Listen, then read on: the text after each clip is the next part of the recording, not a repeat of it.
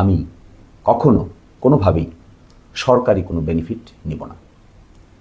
যদি আমি নির্বাচিত হতে পারি, সরকার কর্তৃক প্রদত্ত ভাতা কিংবা অ্যালাউন্স কিংবা সুযোগ সুবিধা যাই সরকার আমাকে দিবে, সবটুকুই আমি জনগণের কল্যাণে উন্মুক্ত করে দেব। আমি তার এক পয়সাও নিজের কল্যাণে, পরিবারের কল্যাণে, আত্মীয় স্বজনের কল্যাণে ব্যয় করব না। এটি আমার অনারারিয়াম হোক, এটি আমার অন্য কোনো সুযোগ সুবিধা হোক। দ্বিতীয় কথা হলো, আমি কোনোদিন কোনো ট্যাক্স ফ্রি গাড়ি ব্যবহার করব না। অর্থাৎ মেম্বার অফ পার্লামেন্ট বা সংসদ সদস্যরা ট্যাক্স ফ্রি গাড়ি ব্যবহার করতে পারেন, কিন্তু আপনাদের দোয়ায়, আল্লাহ তাআলার বরকতে যদি আমি নির্বাচিত হই, তাহলে আমি কোনোদিন ট্যাক্স ফ্রি গাড়ির কোনো সুযোগ সুবিধা নিব না। কেউ আমাকে বলতে পারবেন না যে আমি ট্যাক্স ফ্রি গাড়ি ব্যবহার করেছি।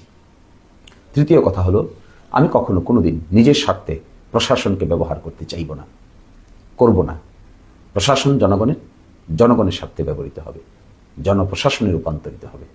আমি ব্যক্তিগতভাবে প্রশাসনের সঙ্গে কথা বলে নিজস্ব ব্যক্তিগত সুযোগ সুবিধা, আমার পরিবার কিংবা আমার আত্মীয় স্বজনের সুযোগ সুবিধার জন্য কোনোদিন কোনোভাবে আমি প্রশাসনকে ব্যবহার করব না।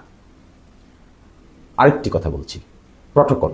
আমাদের দেশে নির্বাচিত ব্যক্তিবর্গরা প্রটোকল ব্যবহার করতে খুবই আগ্রহী হন।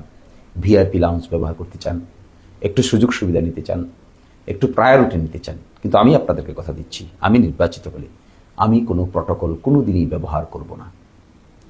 আমি কোনো প্রটোকল পছন্দ করি না, আমি এখনও পছন্দ করি না, আমি ভবিষ্যতেও পছন্দ করতে চাইব না। আমি মনে করি আমরা যারা জনগণের জন্য কাজ করার নিয়ত করি, জনগণই আমাদের সর্বোচ্চ প্রটোকল।